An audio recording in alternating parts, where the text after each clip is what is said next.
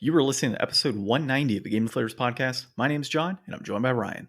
Hey, everybody, here at the Game Deflators Podcast, we like to talk about games we've recently picked up, games we're currently playing, and today, paging the Game Deflators to the ICU, paging the Game Deflators to the ICU in this week's Inflation Deflation Challenge.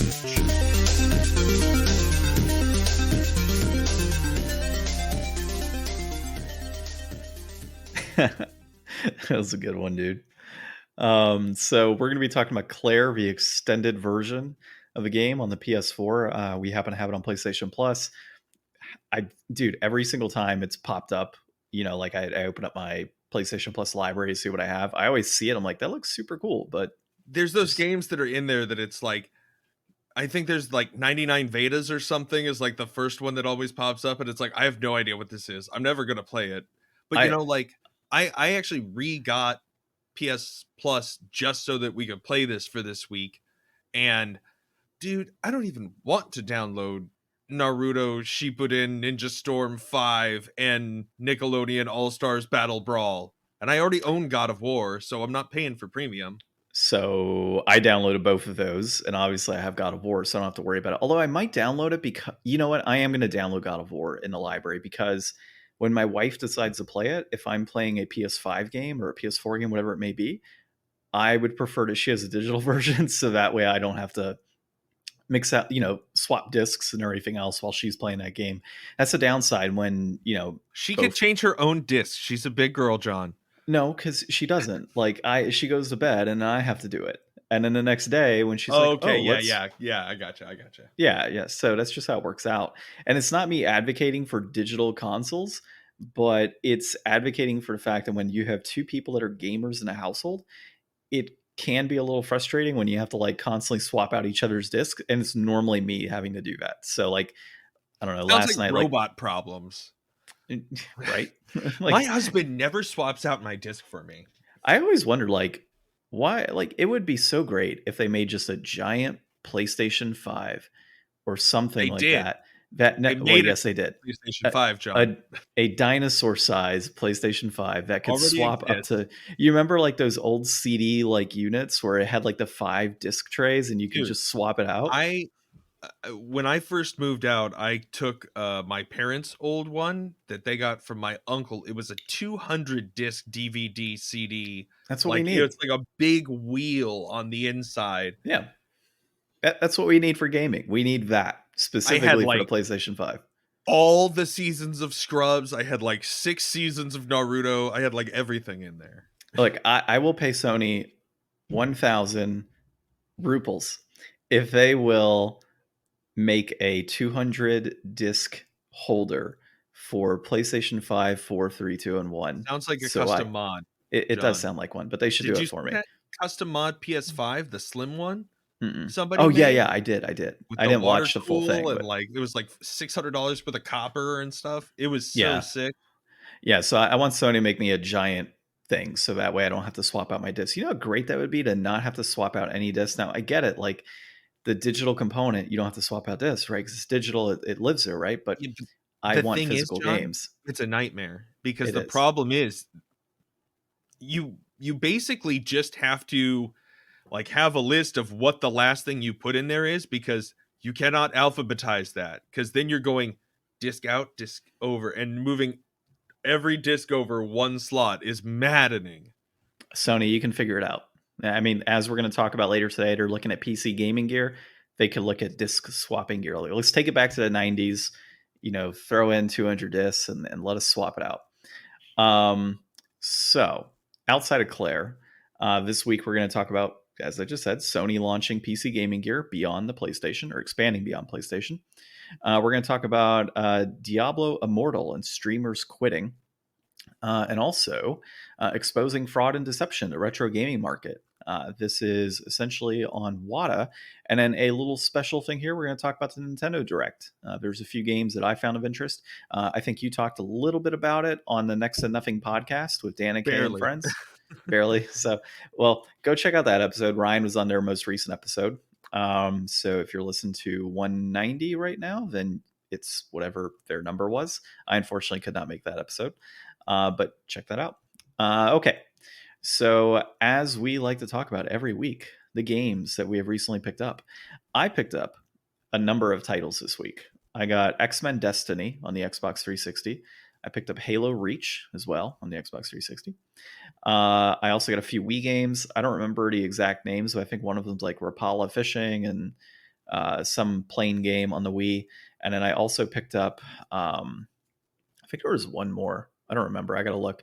And then I also got a bunch of garbage Magic the Gathering cards that are draft last night for Double Masters 2022. Absolutely horrendous. I was talking to Justin afterwards after leaving the shop last night with you. I'm not buying any more packs of that mess. Like, it's just not worth the chase cards for the cost that they're trying to get out of people for this. Like, I just don't understand the thought process on let's pay $400 for a booster box of cards with 48 potential rares. And at most, you might get back $300 in quality product from it makes zero sense to me to pay that much money. The collector's box is, a potential at 270, but it's only 4 flipping packs of cards. Come on. And they're not even all rares. Like, they also include commons and uncommons in that. And the amount of bulk rares, like, dude, I pulled last night between all of my packs, I pulled 10 bulk rares. Like, how absurd is that? And I noticed something about that John, shop. That's my usual luck. You took my luck, and you weren't doing the chant. I told you had to do Imperial Seals and Eldrazi, and I got me a Kozilek. So it's all what I good. noticed though? So on your side of a table, there were like, you got a Kozilek, the guy next to you got like 2 mythics, one of them being full. He had about $100 something in cards. The other guy next to you had $100 something in cards. Like, several people on that side of that table got a good amount of value in cards. I noticed that the card shop manager actually didn't shuffle the packs before he handed them out. So what he did is he handed out a stack of 3, and Magic Wizard stacks packs. Like, you can count boxes or count cards in boxes. Like, they're not super randomized. There's always a general pattern that people figure out over time, where you can kind of get an idea of like, okay, the third pack down is a mythic, the next pack down is going to be a mythic, and then it's a bunch of bulk and other crap. This is rare, this is mythic, and so on. And so usually store I've never managers heard you mention this before, and also everybody knows that the cards don't physically manifest in the pack until the air hits them. he normally Schrodinger's Magic the Gathering cards, John. I've never mentioned this before because MJ at the shop is the one that's typically done it, and she actually does shuffle it. So I realized last night, like after I was finished, I'm like, wait a second, he just cracked open a new box and just spread out the wealth. And that's why you saw like multiple people with like mythics. Like, some of us got the shit end of the stick. We just happened to be in a seat where a stack of like, I mean, dude, in a draft, there should be no reason for one person to get like 3 mythic pulls. Okay, like, well, at you all. did get I got I got like $30 in value. You got like 2 packs for winning, right? Yeah, and they were hot garbage what I got out of them. Well, yeah, but they weren't like stacked. They were randomly in that box somewhere. Not really. He kind of pulled one off of one side, one in the you. middle. No, it didn't. But I mean, it's only 2 packs, right? Like, it doesn't help. But the odds of you getting mythics and other things by pulling a stack of 3 and handing it to that person by not shuffling are greater than like handing me 2 random packs. In Magic are not guaranteed. I know. But there's certain things that you do as a tournament organizer to kind of help. And he didn't seem to know what he was doing last night. So it was interesting. So yeah, that's my feedback for that. I will not be buying any more packs of Double Masters at all. Yeah, I don't think so either. Too pricey. Too pricey. pricey. The draft was fun, but yeah, whatever. Yeah, no way am I buying any more of that. Way too expensive, not worth the value. Like, a set like that, given the price of that, should not have bulk rares. Like, 0 bulk rares should be in there. Like, every rare should be at least like $5 plus. The fact that they have that's not how rares, they do it. Dude, have they ever made a set that was everything in here is at least worth $5 or more? No, I'm not saying that they are, but given like how inflated the packs are and the fact that Wizards got rid of the MSRP for their sets, like, these store owners can mark that up to $500 and call it a day. Like, Wizards doesn't have an MSRP. That's why I don't go to this one place. There's this one place that charges like out the ass. Dude, it doesn't surprise me. There's tons of places that do. Go check that other place out today? Probably not. So one of my pickups this week is Blue Reflection 2, that JRPG, and first I had it on my Amazon list for a while, and it was sitting at like $29 for the longest time. And last night I woke up and I was doing some things on Amazon, or yesterday I woke up and was doing some things on Amazon, and I noticed that it wasn't on my list anymore. I'm like, what the hell's going on? So I clicked it, and it's like 50 something dollars. All of a sudden, like at random, like all the copies on Amazon sold out. And then on eBay, it's kind of a similar situation. They're sitting at $40 and $40 plus. Like, all right, like that's the tipping point. It's going to start going up from there. So I found the copy at GameStop, and I have a $5 credit for the store. So I'm just going to go in, use my $5 credit, pick up the game for like $27 basically. Okay. Yeah. So that's my goal. So I'm going to do that today, and maybe hit up a Goodwill after you and I chat. So, okay. And then as far as currently playing, I'm still playing Elden Ring. How far are you, John? So I'm trying to think Elden of Ring update. Elden Ring updates. So who did I beat? So I beat the Queen last time. I think I talked about that. I continued progressing through, got to like close to the very tippy top of the map, where you go into this like castle area that has a bunch of hands. Yeah, that's I the went in place there. that I told you I went before I did Renala. Yeah, so I went there, defeated the boss after, I don't know, 3 or 4 tries. I still can't summon anybody, so it's whatever at this point. So I've just kind of been soloing boss battles, which kind of sucks, but is kind of fun at the same time. So I beat that. I beat another one of the catacombs, the one that has a bunch of skeletons and sorcerers inside of it. And then it's one of the shadow creatures at the end for the boss, but it has like, so it's like a shadow creature and then multiple skeletons that are also attacking you at the same time. So I beat that one. And then I beat one of the bosses, which was so weird. It was like this big enemy, right? And then there was a slug in an opposite side of the room that was invisible, and you had to find the slug, hit it a few times, and it transformed to some other location, hit it a few times, and so on. So I beat that one. Were there any other big bosses I beat? I battled a dragon after the hand area. But I took it down to like half life, and then it disappeared. So I don't know if it goes somewhere Oh, else. yeah, that one. Yeah, so I actually did that on my first try, that Yeah, dragon. you could go find and finish that one off. See, I ran into this one mother effing dragon that was like totally killed the hell out of me, and I never went back and fought again. But it's like I don't have any arcane stat, and I already had enough dragon hearts to get like all 3 of the dragon abilities I can't use anyway. So I'm like, why even bother fighting the dragons at this point? I mean, I do it just to have fun with it, because it's another boss battle, you know? Well, That's the yeah, way I but I kind mean, of look like, at it. I don't want to beat my head against it. Like, there's not really like a gain other than just getting the souls. Like, I'd rather just come back when I'm stronger later in the game.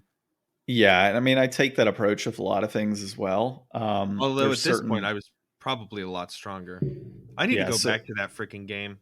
oh my god, I'm just looking at. Holy crap! There's hidden areas too, apparently. Yeah, so I'm looking at a map right now of Elden Ring, and I'll tell you exactly the You're location in I'm like at. North Ionia. I think so. Yeah. Oh my god, this map is flipping huge, dude. Yeah, There. you haven't gotten to the capital yet, right? I'm gonna show you. No, I haven't. I'm gonna show you this map. I'm gonna text it to you, and it basically has like all of the things that are in there with Mhm. like bubble markers. It's like Map Genie, but it's for Elden Ring. So I'm texting that to you now. But yeah, I'm in like the northwest area of the map basically, Yeah. right now, and then I'm just kind of traveling around, messing around with that. And I'll probably go to, what is it, Chaldea, I think is the next big area. But I'm actually in Kaled? Caelid, yeah, and I'm in Lake Lumeria, I think is what it's called. Yeah. So I'm in that area right now, messing around in there. So I'm going to go to whatever castles in that section and try and beat that out. The other game that we're playing, my wife and I started playing Kenna Bridge of Spirits, because we beat our most recent game. So Kenna Bridge of Spirits is the next one. Which one did we play again? God, what was it that we played? I don't know. Oh, Shadow of Colossus. Did I talk about that last time?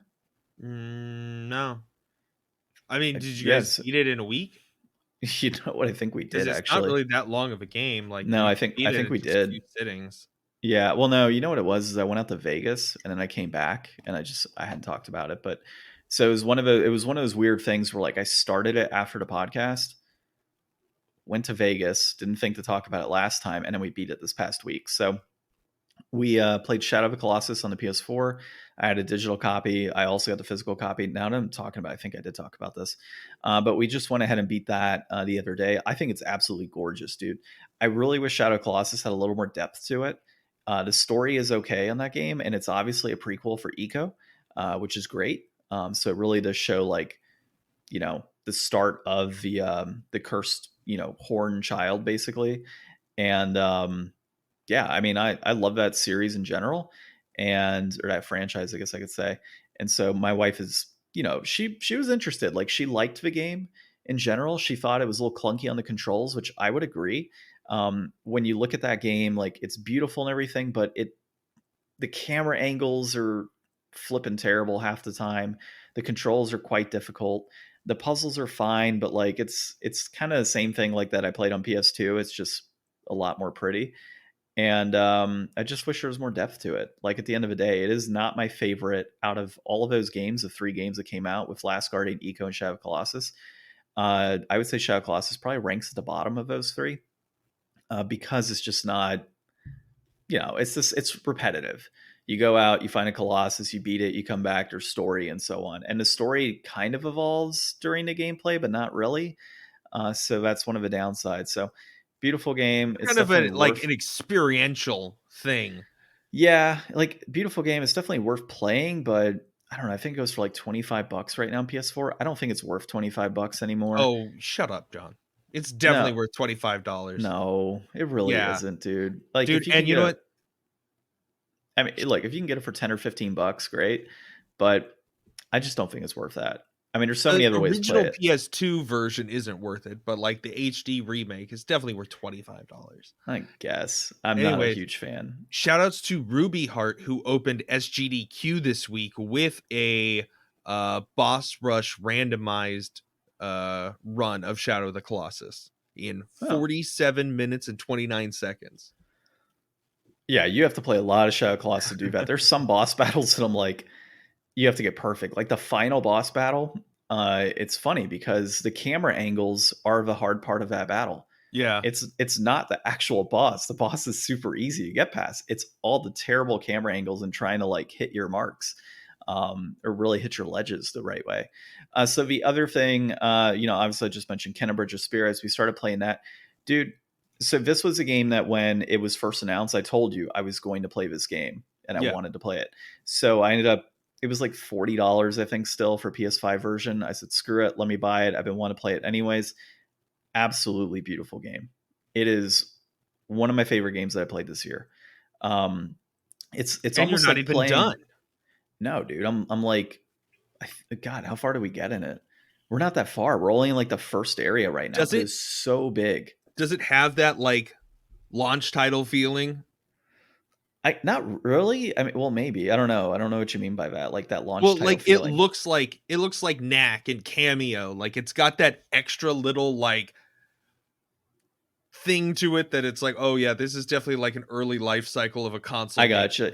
Yes and no. So I think like not really. I mean, I can tell that it's a PS4, PS5 game. Like, I guess if that's what you're saying, but I'm also not really able to tell the difference too much between PS4 and PS5 right now. They're I don't think. synonymous. I think we're too early in the life cycle to have hit like top notch, like high end graphics. Like I'm playing on a 4K TV, so it's not like I'm getting like an 8K experience, for example. But I'm playing this game in particular. I don't have it on performance mode. I actually have it on the graphics mode. So I'm playing 30 frames per second to get the 4K graphics. Maybe if I get it at 60 frames per second, I'll see a major difference. I'm not sure. I guess I could try that and see how it looks. But it's almost like playing Horizon mixed with Pixar, Yeah. which I absolutely love. I just got the bow with my wife the other day, and we're starting to use that. It has a haptic feedback on the triggers, or not haptic feedback, but the trigger uh, resistance essentially, and so you can kind of feel like as you're putting the bow back, which is pretty cool. It's got all these cutesy little creatures. I forget the names offhand. I don't remember that crap.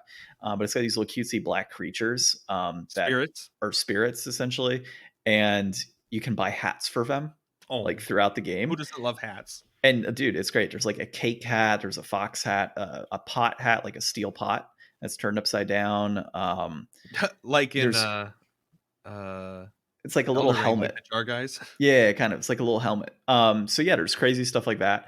Um, the boss battles are pretty cool so far. Like you enter certain boss battles and it has like the big bar and everything. If it almost has an Elden Ring vibe to it in a sense, or really like a Souls vibe. It's actually pretty cool as you're going through and playing those boss Truly the battles. souls of Pixar-like games.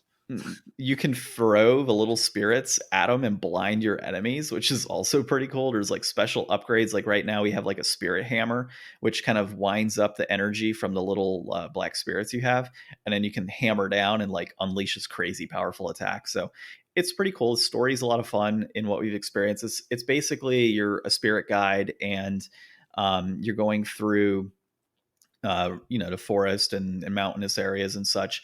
And there's essentially ichor or like rot that's going. Oh, actually, they're rots. That's what they're called, little guys. But there's like areas that are rotting away with like this black and red ichor, and they're poisoning the land. And your goal is to just clean it up as you're helping these spirits go through and So it's pass. got some real like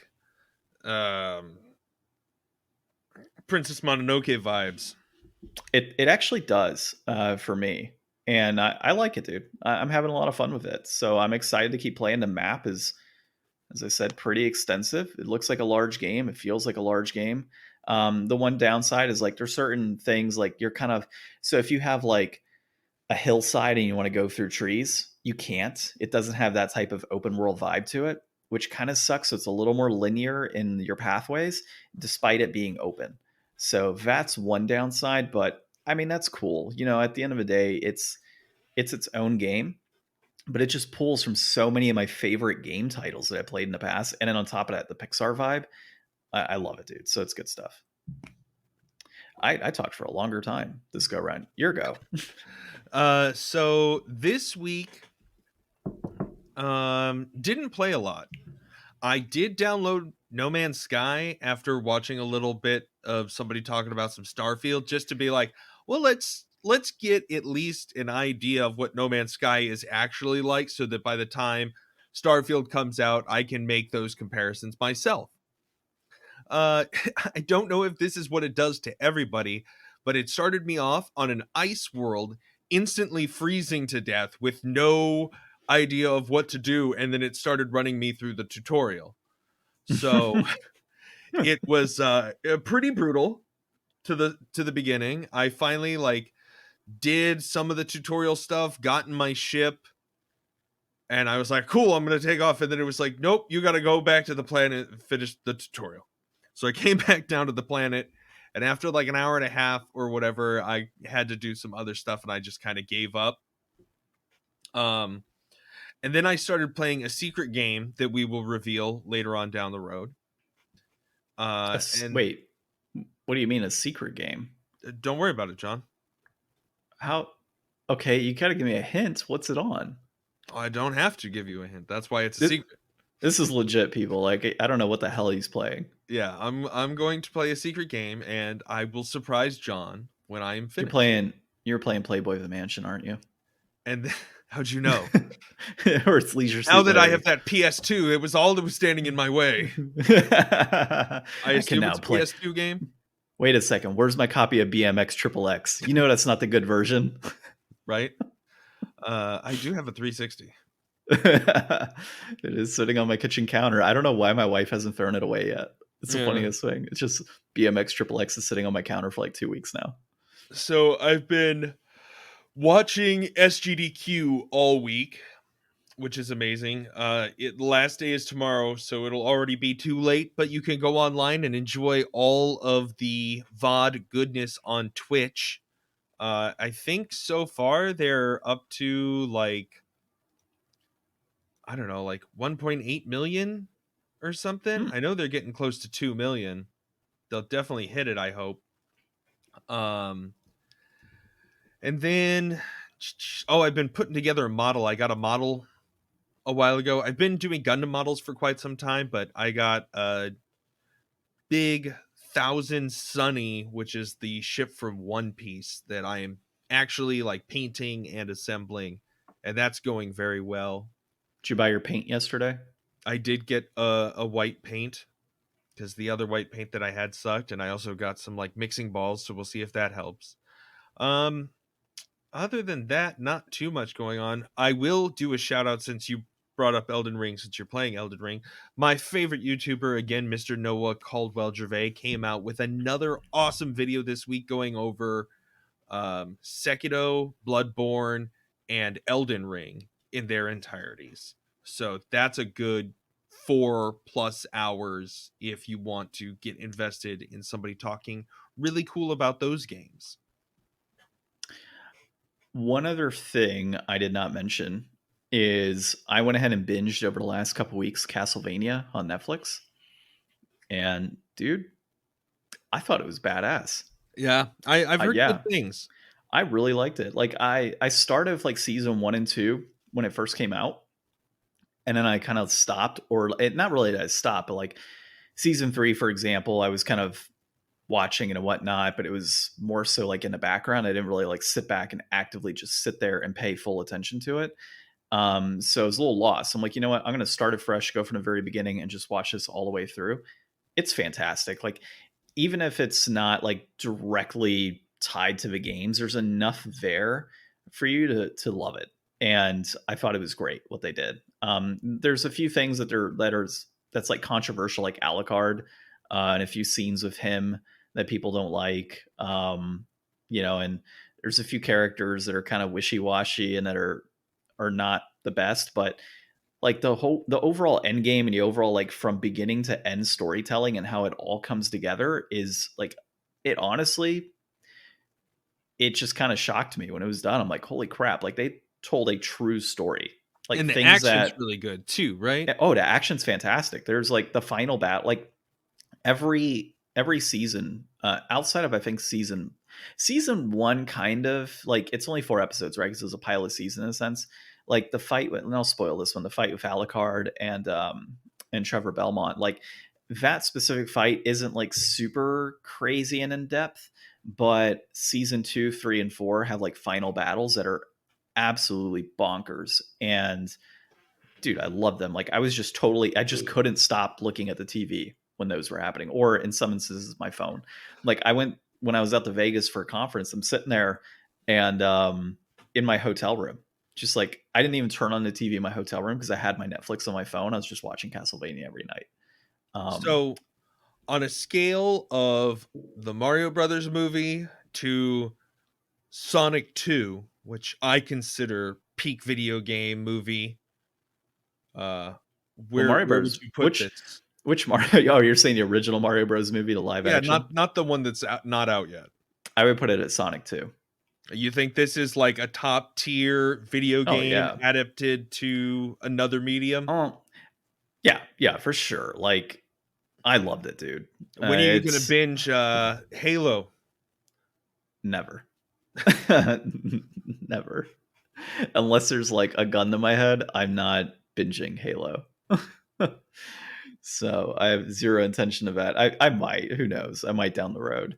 Um, but yeah, I liked Castlevania. You should, if you haven't watched it, go check it out. It's fantastic.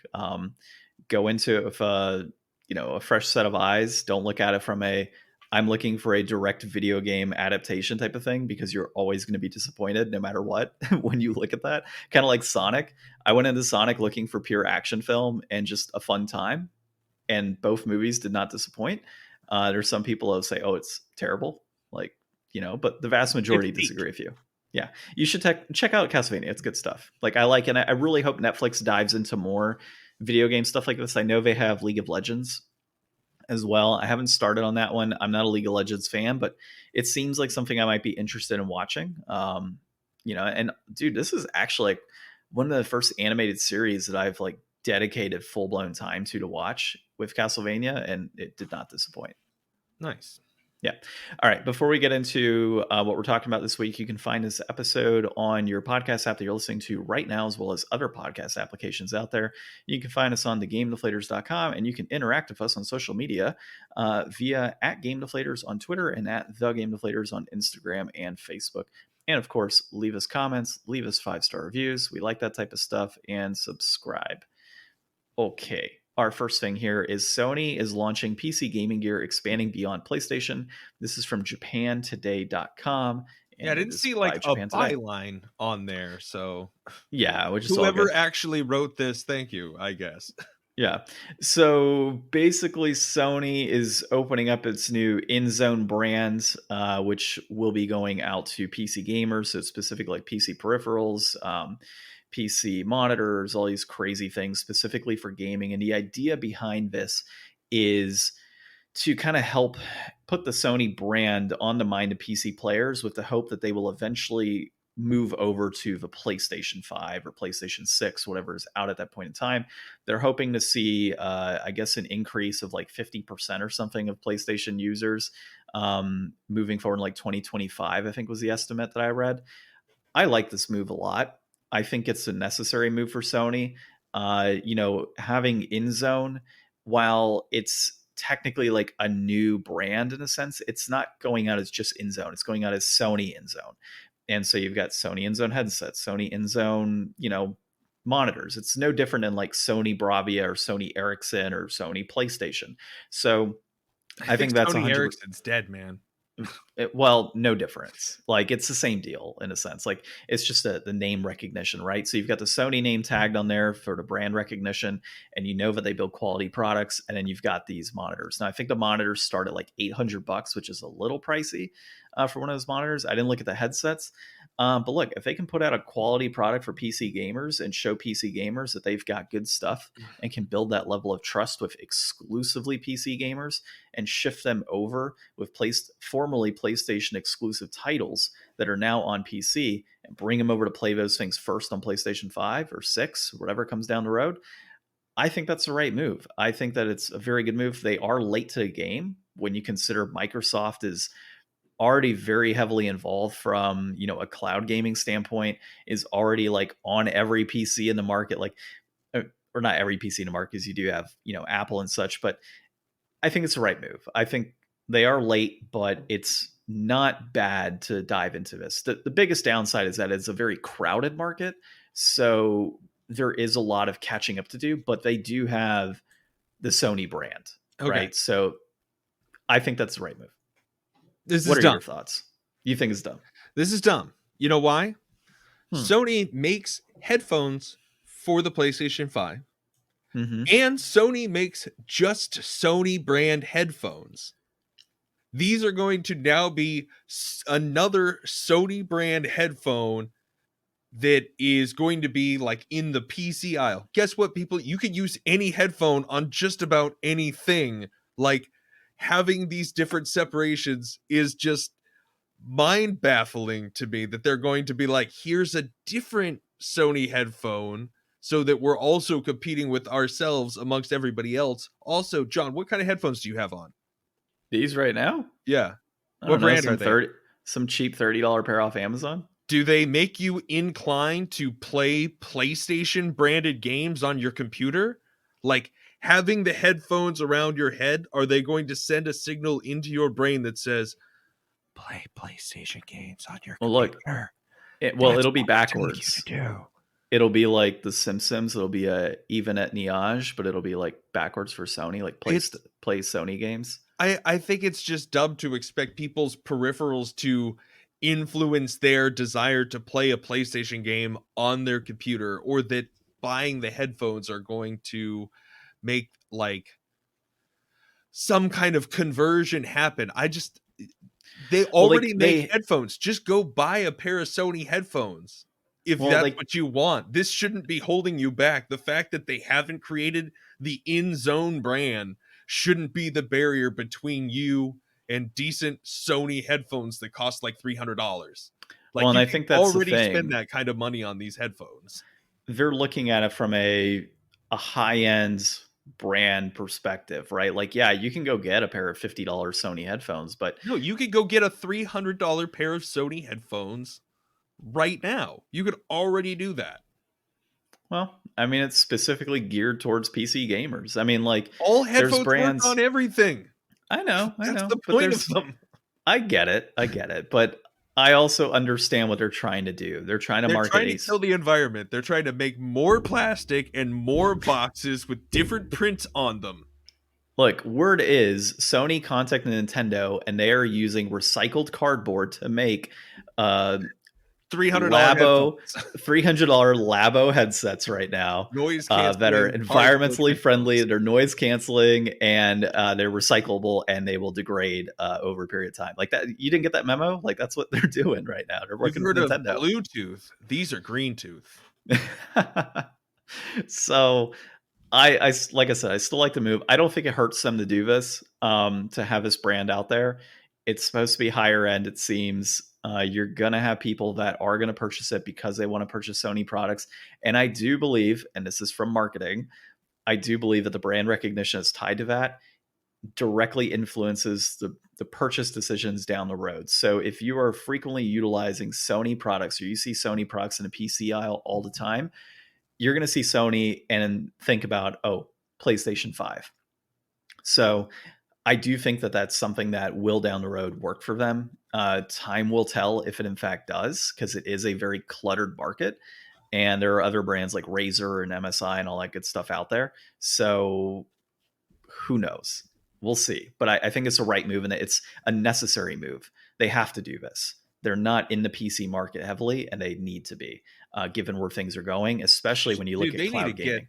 They need to work on getting their cloud gaming to work on their own TVs to compete with Microsoft teaming up with Samsung. That's what they need to do. They need to not worry about making headphones right now.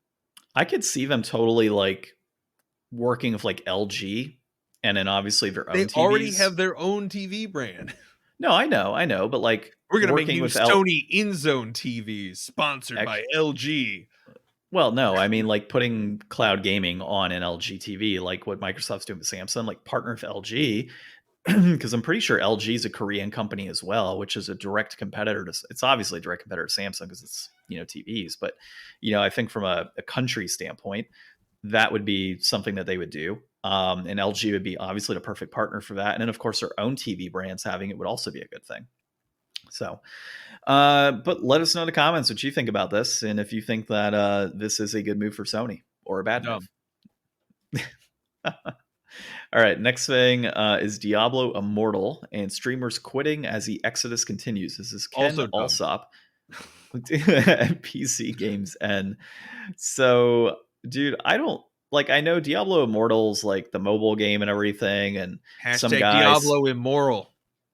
Some guy spent like what $150,000 or $15,000 or some shit, to like boost up his character with all the crazy stats, and then he ended up quitting like a week later.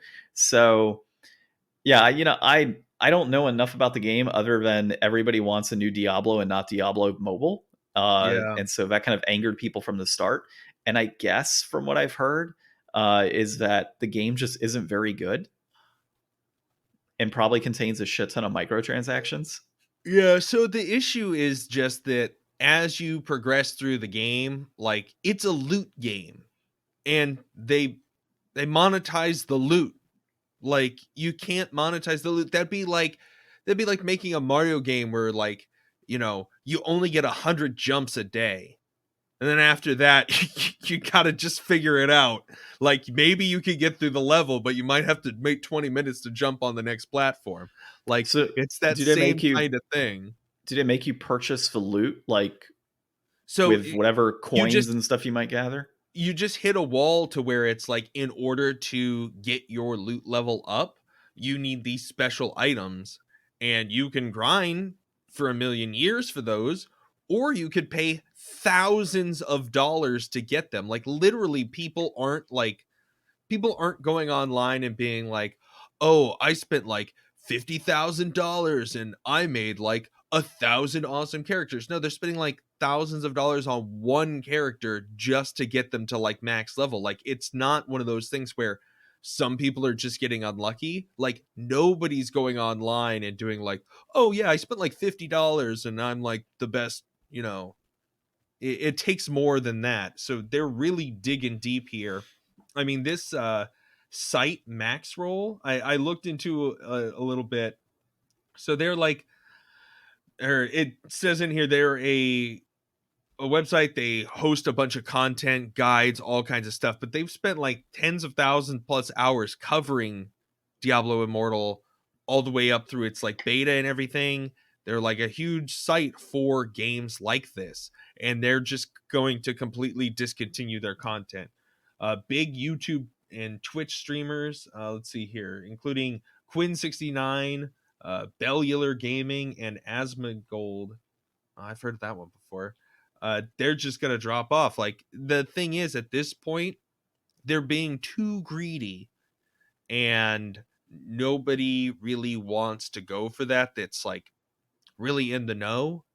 Mm-hmm. But unfortunately, articles like this and opinions like this just don't matter, I don't think, in the mobile gaming market. Like, when they came out with Warcraft Reforged, and that was like a total train wreck, and everybody review bombed it to be like the lowest reviewed game of all time. Like, the only people who were picking that game up were gonna be people who would probably be pretty close to being in the know of seeing that type of review and knowing what was going on. But in the mobile space, it's just too casual, and there's too many people worldwide. Like, it doesn't matter what anybody thinks about how much they overcharge on this game. There's thousands and thousands of people that will never even hear a whisper of this that are going to give Blizzard $50 and think that it was fine. You know, it's just going to Yeah. happen. It's going to get completely out of hand. It's going to go down as a gold star rather than like being like a last big black eye for Kotick before the merger happens. You know, I kind of have the opposite thought on that. I think that things like YouTubers, which have a heavy influence in the gaming space for things like this, leaving is going to speak a lot of volume. And you know, we've seen early demise of titles in the past, like Anthem and Battlefield and such. And even in the very beginning, No Man's Sky had its issues that we talked about. And obviously, over time, they worked on those things and it became a better game. But I know it's a little different because there's no paywall tied to those things. But I think the paywall actually hurts it more and can lead to an earlier demise because you're going to have people that just can't afford that and they're going to get bored and they're not going to want to move forward. Yeah, they might throw like 20, $30 at it, but after a while, they're going to be like, you know what? I probably shouldn't put any more towards this, or I'm just losing interest because of these paywalls that continually come up. So I do think YouTubers and other people leaving in droves is going to help drive this game down. Plus a combination of folks just kind of, you know, stopping and losing interest. I can see this one actually failing and being a black eye for him. Well, the one thing that really, like, if you think about it, how far they push the line here, they have so much room to walk it back to, like, they could walk it back to egregious, and then they could still walk it further back to reasonable. Like, they have a lot of room to backtrack on this and make themselves look like they're doing the community a favor and hoping people just, you know, in 2 years down the road are only paying an arm instead of an arm and a leg. Yeah, I'm not a fan of paywall based games like this. I never have been, and obviously I've advocated against it on our podcast for a number of years now. This is something I can't get into. Like I just can't, and a You lot of can't people. get this game in those countries where like loot boxes and stuff are illegal. I mean, that's a part of it, right? Like, so in those countries that type of stuff is illegal, not allowed, they can't release it there. So you're limited to how many countries you can put the game in.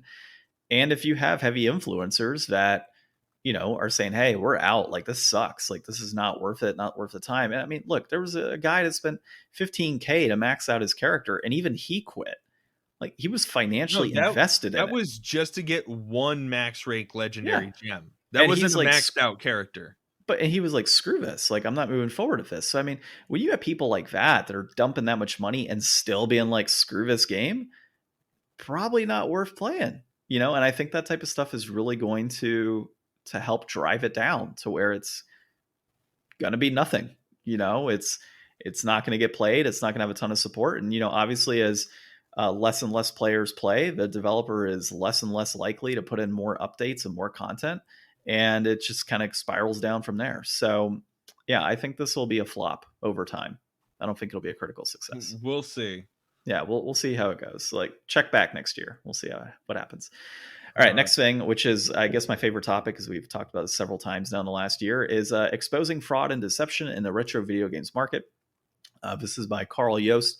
It is a YouTube video, so check out the YouTube video. We'll have the link. It probably won't populate in multiple podcast locations, so if you check out our website, the link will be live there. And I think Podbean as well. If you go to like our gamedeflators.podbean.com, it'll pop up on there as well. But certain podcast apps just doesn't transfer. But definitely check that out. Stuff. He makes great content, but he originally posted this first video last August. We talked about it, where he exposed like kind of the collusion that was going on between Wata Games and the Heritage Auction House. And it seemed like some hinky stuff was going on behind the scenes. They were pretty close. There was like some evidence that they were pumping the market by buying and selling games to themselves and each other, and just really trying to get it up. Like when you started seeing like Mario going for like $1 million and people losing their minds, like it just doesn't make any sense. So Carl did a bunch of research on this, made a super great video exposing all of this.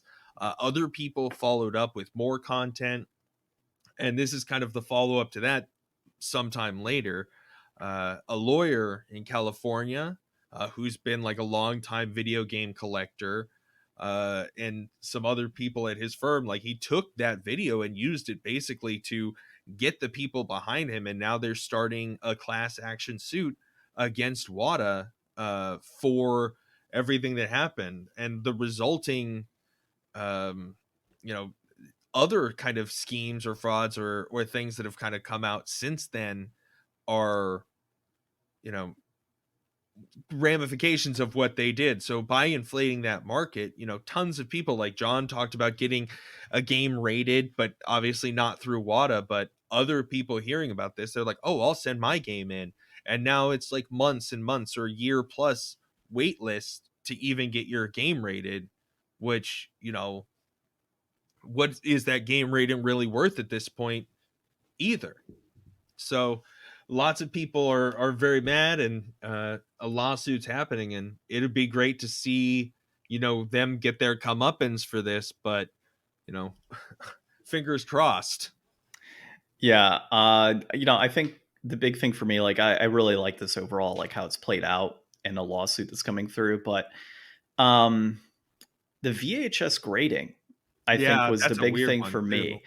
And, I actually know a few VHS collectors, and I think it's the oddest thing, just because there's so many movies that have been, digitized or put into DVD format, Blu-ray format, and everything else. But there's collectors out there that collect specifically VHS titles that were never put on those other forms of media.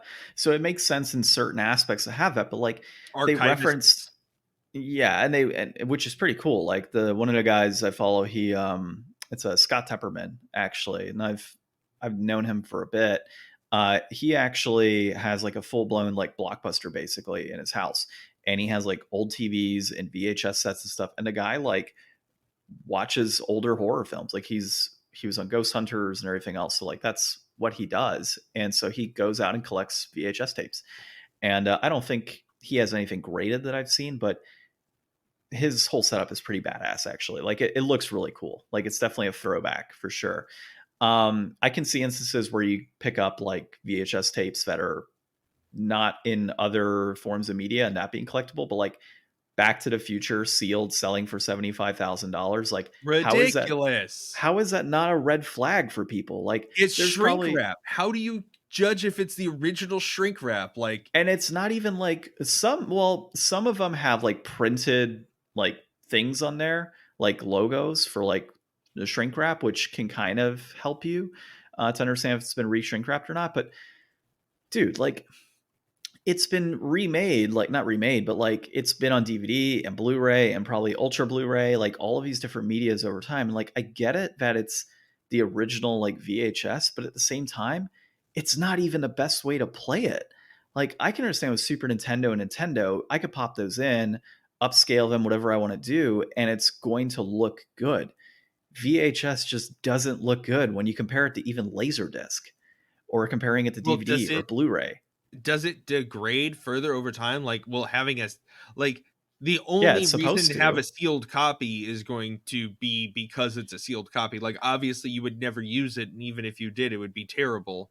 Yeah, and it's just it's dumb. Like, It's not you like a know, game where like a game has like playing it the game on the original hardware is in and of itself more of an experience, I guess, than I guess watching yeah, watching a VHS. Like maybe that really just does it for you, I guess. But I then you I could just guess. probably watch it at 480p on Netflix and get the same experience. Yeah, and that's kind of my thought on it, right? Like when we talk about gaming and game collecting and playing retro games, oftentimes we get to play it on the original hardware, and it is a different experience. Like it's different playing Pac-Man on an Atari controller, a 2600, or on a cabinet than it is playing it on a PlayStation 2 or a PlayStation 4 or whatever the hell it's been released on. Or on your And this freaking phone. Who wants and the, touchscreen? yeah, and the same would go for Mario, right? Like there's a different feel playing it on a Nintendo where it was originally placed versus playing it even on like Super Nintendo is kind of a bad example, but like playing it on your Switch,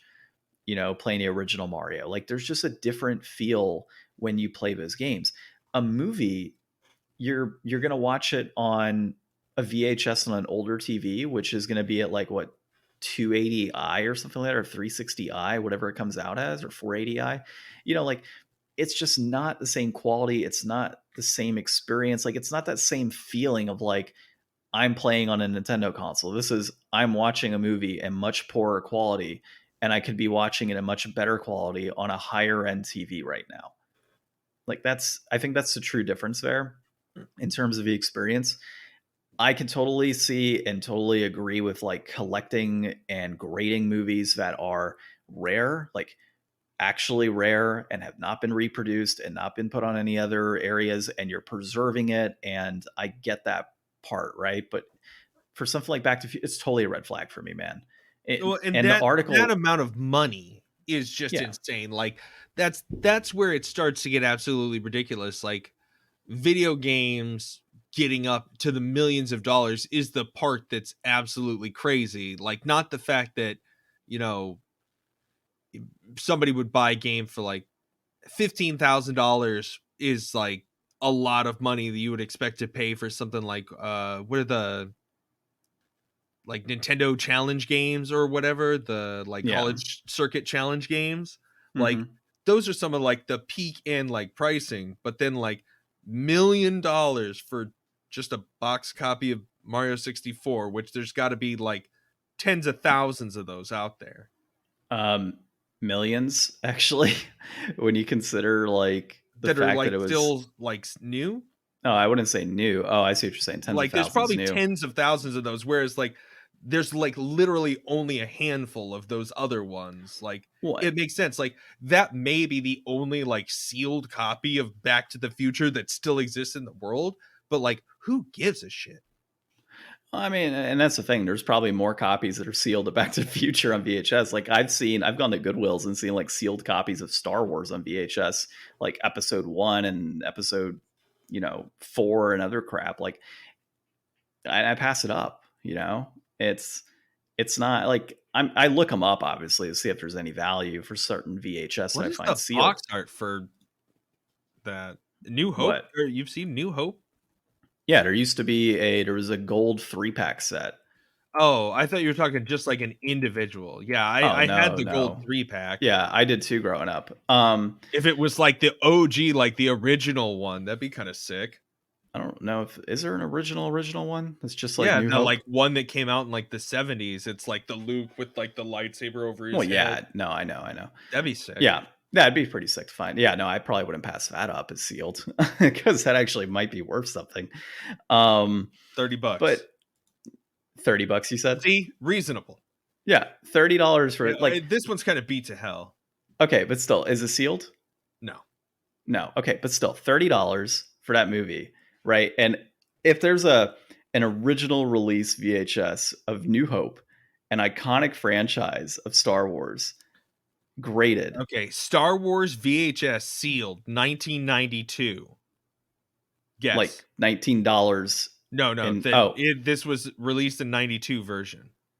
$200 sealed. 110. Okay, so buy that, Ryan. Okay, so let's buy that now. Let's ship it to Wata or whoever the hell's doing it, or Heritage Auctions, and say, hey, you had Back to the Future sealed. Well, here's Star Wars.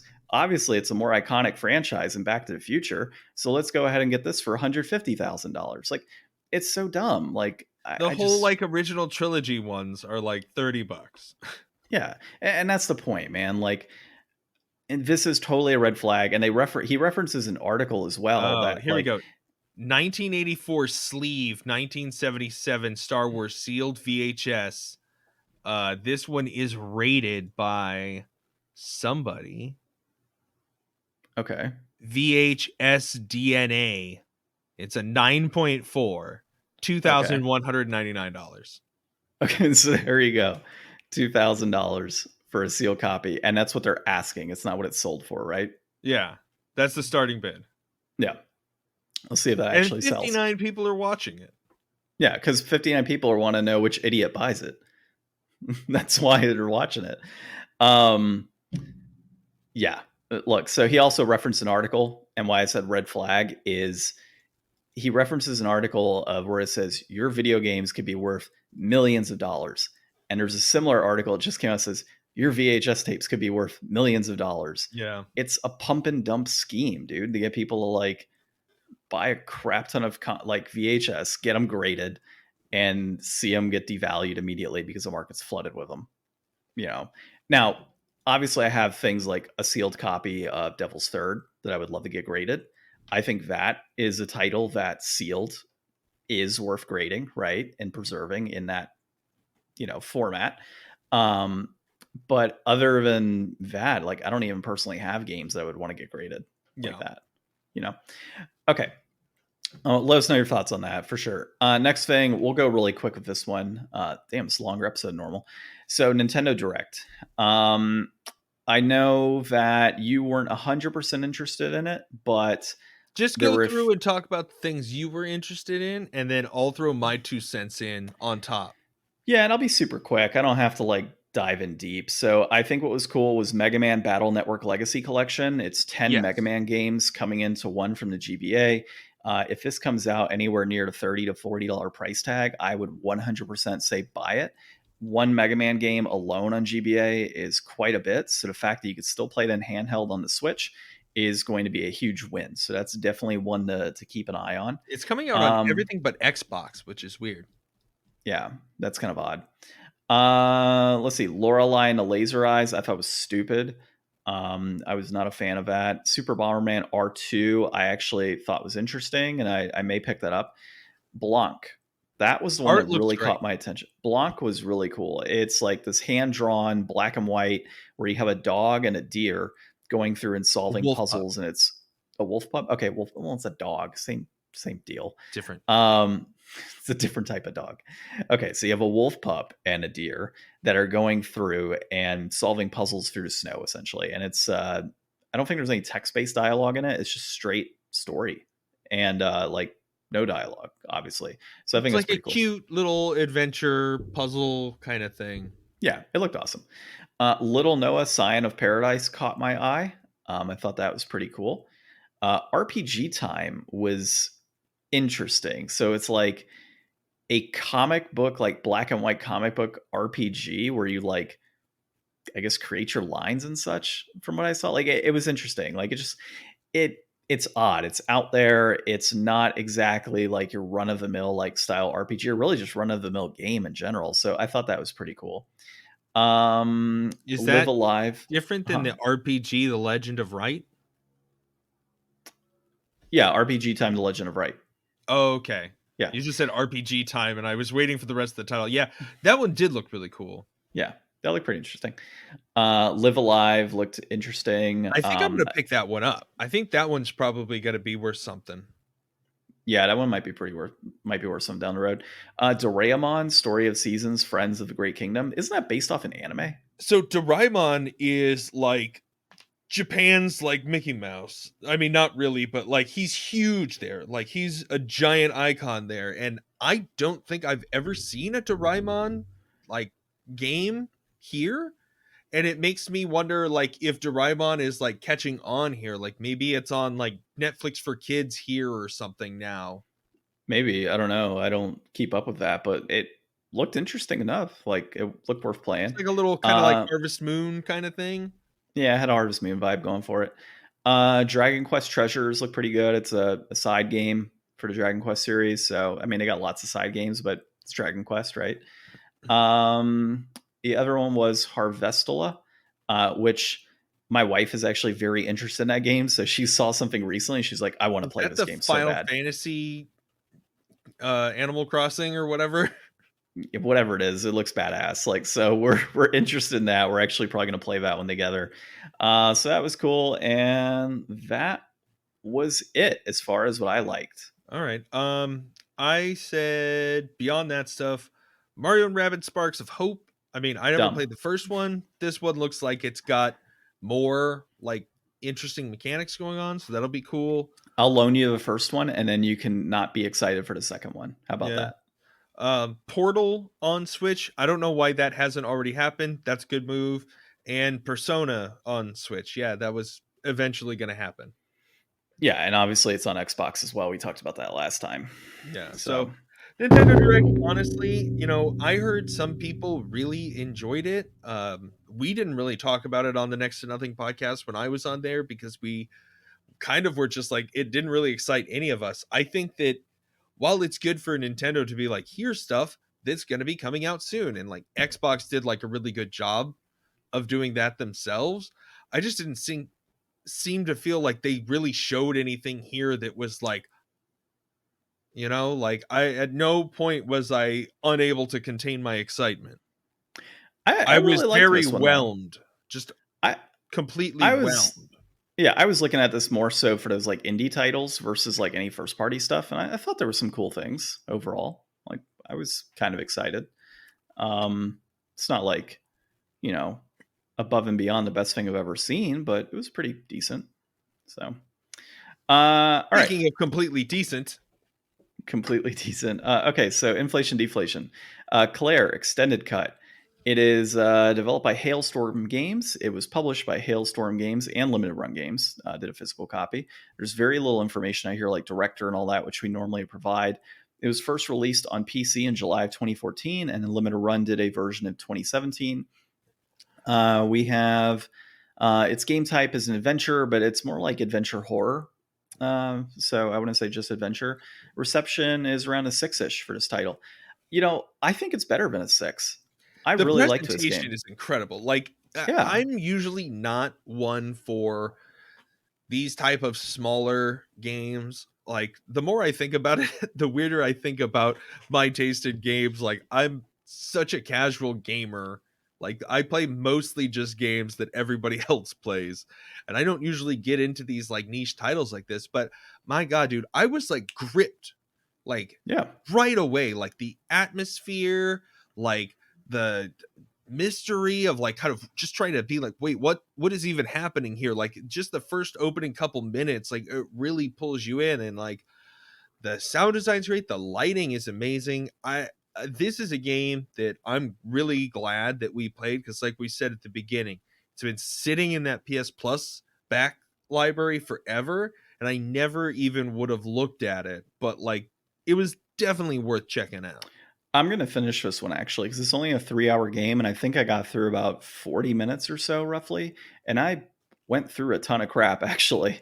So I'm going to end up playing this one again, or finishing it up. I think it's easily an 8.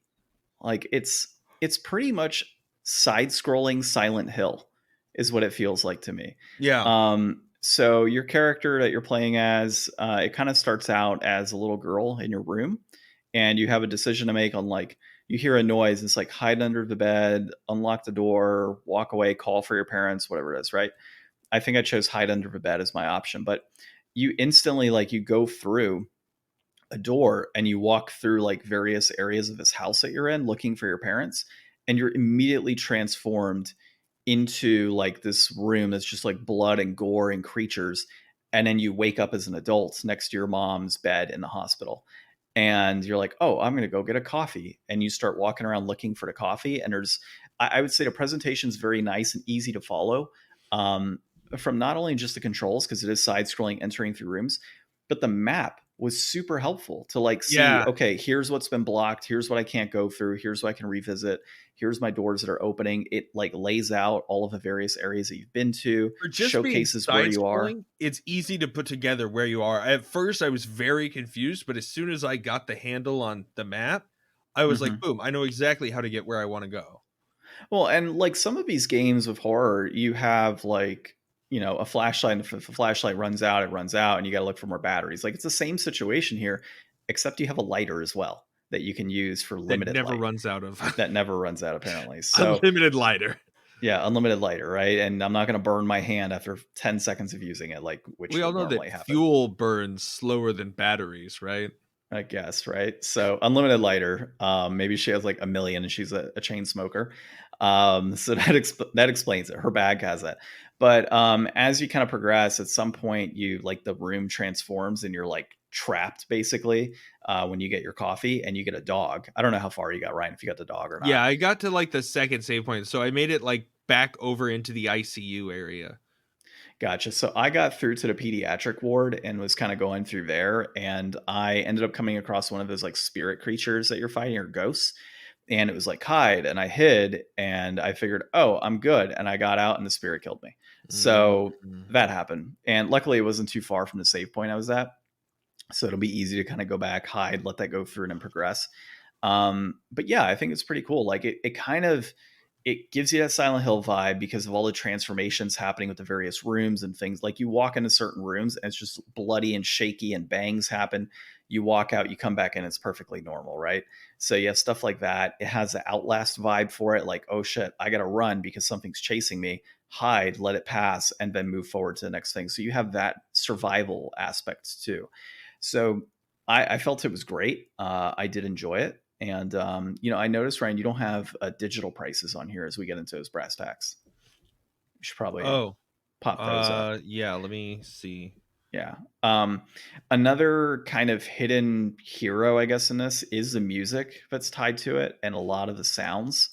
It does have a very creepy vibe. And, there were times as I was going through, I'm like, oh, crap, like I don't want to go through this door because something's going to pop out. It has that horror vibe to it, and it does a very good job of presenting that. So, overall, super impressed. I think it should be an 8 on here. Once you pop up the digital prices, we'll go through it. Did you have any other comments on that? And I can just go over to like the physical copies. No, so I think it was definitely worth checking out. I think that it's really got like that kind of Vita vibe. Like, I feel like this definitely would belong like or feel right at home playing on the Vita. Well, Uh it is on the Vita. yeah, I know, limited run, but that's the most expensive version. So I'll run through right now. Claire is actually on a special promotion that ends on July 7th on Steam. You can get it for 99 cents. Oh, And wow. then on Xbox and PlayStation, it is $14.99. Okay. So the game itself is about Oh, 3 hours in 99 cents length, is roughly. just for Claire the original.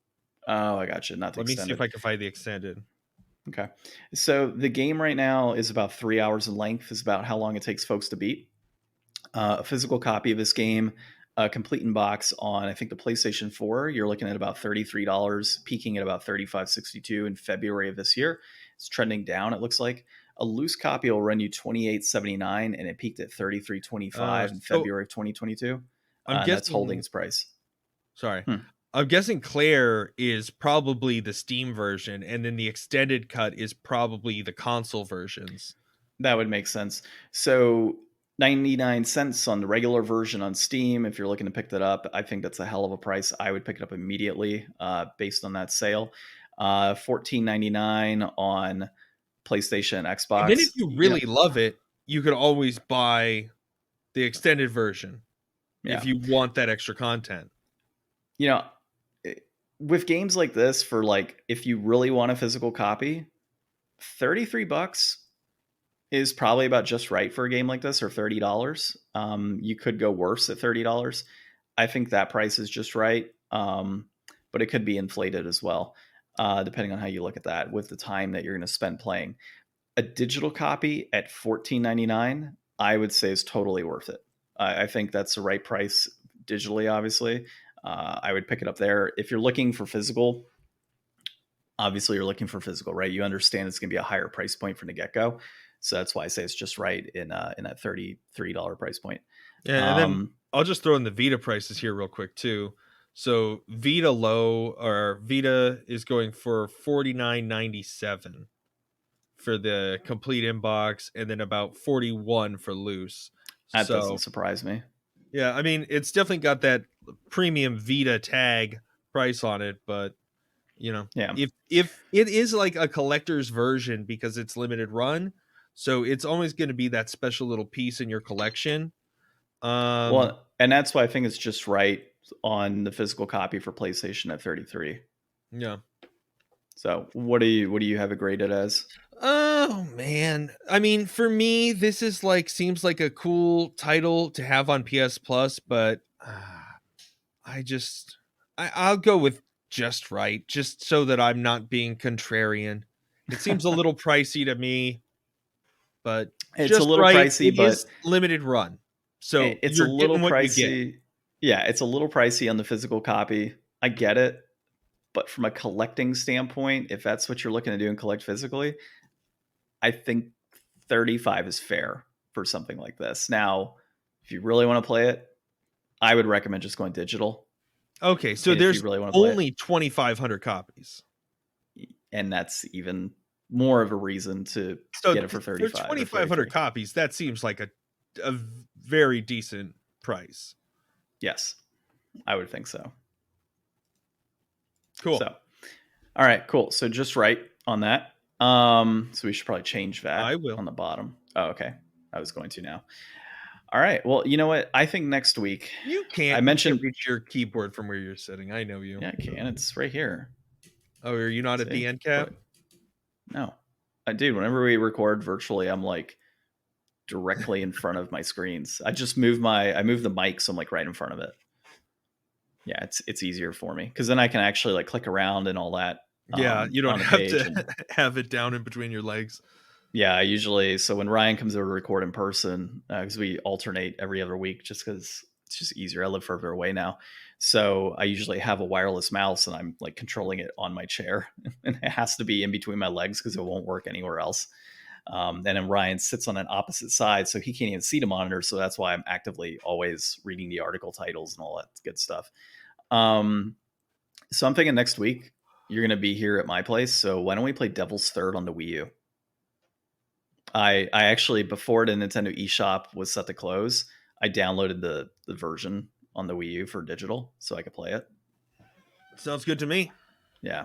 And then one other thing we might want to review, which will be a little abnormal, but we can do it down the road. Did I tell you what I got on Steam recently? No.